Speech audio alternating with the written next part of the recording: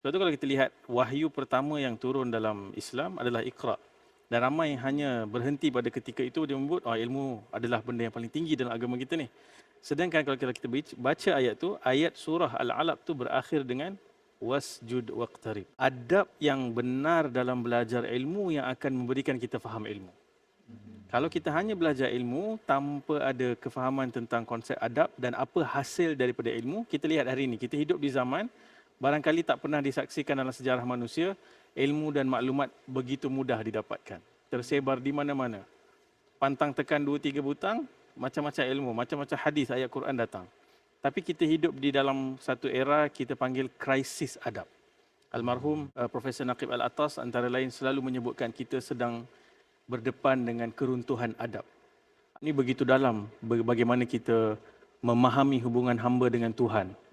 Iqra bismi rabbikal ladzi khalaq. Kerana ramai pengkaji-pengkaji yang iqra tapi dia tidak sampai kepada mengenal Khaliqnya. Kerana belajar dengan sombong, belajar dengan tinggi diri. Semakin belajar semakin mendongak tinggi. Tapi dalam agama kita konsepnya semakin belajar semakin tunduk, semakin berisi semakin sujud kepada Allah Subhanahu Wa Taala. Dan Nabi kita SAW pun seluruh sirah Nabi SAW, Nabi kata innama bu'ithtu liutammima makarimal akhlak. Aku diutuskan untuk sempurnakan kemuliaan akhlak, iaitu adab. Sebab kalau kita lihat dalam suasana masyarakat hari ini, kita berlumba-lumba mengukur siapa yang memiliki lebih banyak harta material, siapa yang lebih tinggi pangkat pelajaran dan pendidikannya. Tapi kita lupa bahawa itu bukan ukuran yang kita.